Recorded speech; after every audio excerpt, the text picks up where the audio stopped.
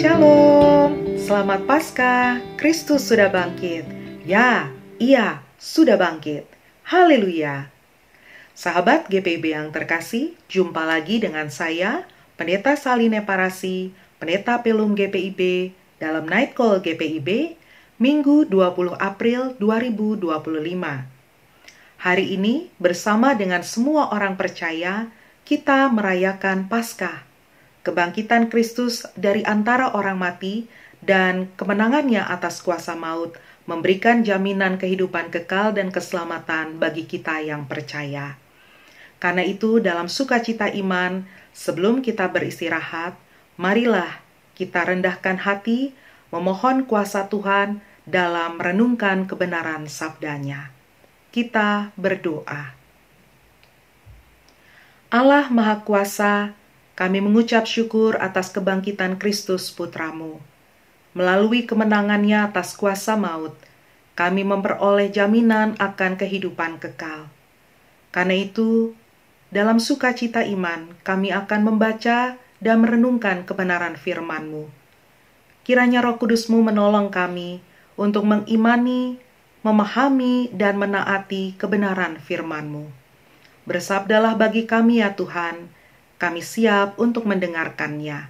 Demi Kristus yang hidup, kami berdoa. Amin. Sahabat GPIB yang terkasih, pembacaan Alkitab pada malam hari ini terambil dari Injil Yohanes pasal 20, ayat 11 hingga 18. Dalam pembacaan ini diceritakan, Maria Magdalena pergi ke kubur Yesus pagi-pagi benar. Di sana ia mendapati batu kubur Yesus telah diambil, dan mayat Yesus tidak ada di dalam kuburnya. Maka Maria Magdalena pergi kepada para murid Yesus lainnya, dan dua di antara mereka, yaitu Petrus dan murid yang terkasih, segera pergi ke kubur Yesus, lalu mendapati seperti apa yang dikatakan oleh Maria Magdalena kepada mereka. Setelah melihat apa yang terjadi, Petrus dan murid yang terkasih kembali ke rumah. Akan tetapi, Maria Magdalena tetap tinggal berdiri di kubur Yesus. Sambil menangis, ia menatap kubur yang kosong itu. Pada waktu itulah, dua malaikat Tuhan menampakkan diri kepadanya. Sambil menyapa, mereka bertanya kepada Maria, "Ibu, mengapa engkau menangis?" Jawab Maria kepada mereka, "Tuhanku telah diambil orang, dan aku tidak tahu di mana ia diletakkan." Sesudah berkata demikian kepada para malaikat, ia pun menoleh ke belakang dan melihat Yesus di sana, tetapi Maria tidak mengenalinya. Karena itu, Yesus menyapa Maria dan bertanya pertanyaan yang sama seperti para malaikat kepadanya. Kata Yesus kepada Maria, "Ibu, mengapa engkau menangis? Siapa yang engkau cari?" Maria yang menyangka bahwa Yesus adalah penjaga taman berkata kepadanya, "Tuan, jikalau Tuan yang mengambil dia, katakanlah kepadaku, di mana Tuan meletakkan dia, supaya aku dapat mengambilnya." Jawaban-jawaban Maria menunjukkan bahwa ia tidak tahu bahwa Yesus telah bangkit dari antara orang mati. Karena itu, Yesus pun berkata kepadanya, "Maria."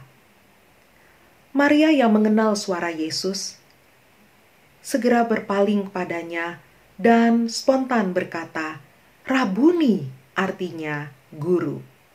Demikianlah duka cita Maria berganti menjadi sukacita ketika dia mengetahui kebenaran bahwa Yesus sungguh bangkit dari antara orang mati.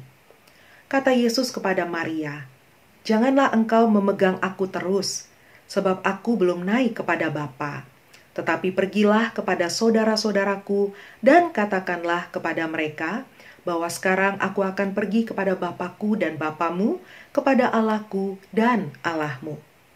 Demikianlah Maria yang adalah saksi penderitaan dan kematian Yesus di atas kayu salib, kini juga menjadi saksi kebangkitannya dari antara orang mati.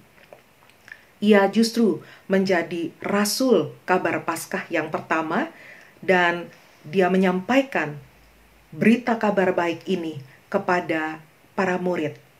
Dialah yang mengatakan, "Aku telah melihat Tuhan, dan menyampaikan tepat seperti yang dikatakan oleh Yesus kepadanya untuk disampaikan kepada murid-murid lainnya. Sahabat GPIB yang terkasih, melalui pembacaan ini kita belajar 3 hal penting. Hal pertama adalah bahwa ketidaktahuan akan kebenaran seringkali menyebabkan kita salah paham, salah orientasi, kehilangan damai sejahtera, bahkan larut dalam duka cita. Karena itu, kebenaran adalah perkara penting yang sangat kita butuhkan dalam kehidupan kita sehari-hari sebagai orang percaya. Dalam konteks Yohanes pasal 20, kebenaran itu tidak lain adalah kebangkitan Yesus dari antara orang mati. Kebangkitannya menegaskan bahwa penderitaan dan kematian bukanlah final. Mengapa? Tentu saja karena Yesus mati sebagai orang benar dan dia mati demi menebus dosa seluruh umat manusia. Karena itu, kebangkitan Yesus mengalahkan maut. Kuasa maut telah dikalahkan. Dan Yesus membuktikan bahwa dia sungguh adalah jalan, kebenaran, dan hidup. Sehingga barang siapa yang percaya kepadanya tidak akan mati selama-lamanya. Dan bagi kita, orang-orang yang percaya kepada Yesus, sekalipun kematian adalah bagian dari kehidupan kita yang fana di dunia, namun kematian juga bukanlah final. Sebab di dalam Kristus kematian justru adalah jalan menuju kehidupan. Inilah kebenaran yang harus kita imani dalam hari-hari kita yang terbatas. Sehingga kendati hidup ini memang penuh dengan tantangan dan pergumulan, kita tidak putus asa apalagi berhenti berusaha. Demikian pula ketika kematian memisahkan kita dengan orang-orang yang kita kasihi, kita tetap mampu untuk melanjutkan hidup dalam pengharapan. Sebab kematian hanyalah perpisahan sementara. Kelak kita akan berjumpa kembali dalam kemuliaan. Kemuliaan ini bukanlah perkara abstrak, melainkan sesuatu yang real dan konkret. Tubuh Yesus yang bangkit dan mulia itu adalah bukti tentang kemuliaan yang kelak akan kita nikmati. Hal kedua adalah, sama seperti Maria, kita pun disapa dan dipanggil oleh Yesus. Sebagai guru dan Tuhan, Yesus mengenal setiap kita. Sekali-kali pun dia tidak pernah melupakan kita. Nama adalah identitas personal manusia. Karena itu dengan menyebut nama seseorang, kita mengakui eksistensi orang tersebut. Kita juga mengakui relasi yang kita miliki dengannya. Demikian pula Yesus yang memanggil Maria dengan namanya. Ia menegaskan kepada Maria bahwa ia adalah pribadi yang berharga sama seperti murid-murid lainnya. Sama seperti Maria, kita pun berharga di mata Yesus. Ia tahu iman kita, kesetiaan kita, kasih kita, pelayanan kita kepadanya. Lebih daripada itu, Yesus tahu kesusahan kita. Sama seperti Maria, sapaan Yesus seringkali datang dalam hidup kita justru pada titik-titik yang rawan dan terendah. Yaitu ketika kita merasa kehilangan, ketika kita berduka, mungkin ketika kita gagal, bahkan ketika kita terluka. Mengapa? Tentu saja karena Yesus peduli dan dia mengerti apa yang kita butuhkan. Yesus ingin memberikan kabar baik yang akan mengubah hidup kita dari yang semula fokus pada penderitaan dan kematian menjadi fokus pada kemenangan dan kebangkitan. Jika demikian, marilah kita mendengar sapaan Yesus. Jangan keraskan hati apalagi pura-pura tuli, sebab mendengar adalah cara untuk mengetahui kebenaran, dan kebenaran pasti memerdekakan. Siapa yang mendengar suara dan sapaan Yesus tidak akan terombang-ambing, tidak akan takut dan khawatir, tidak pula juga akan tersesat. Bukankah itu yang dijanjikan Allah sejak semula? Barang siapa mendengar firman-Nya, ia akan memperoleh hidup. Karena itu, sahabat GPB yang terkasih, dengarlah sapaan dan suara Yesus dalam kehidupan kita. Hal ketiga adalah, sama seperti Maria, kita juga diutus untuk mewartakan kabar Paskah.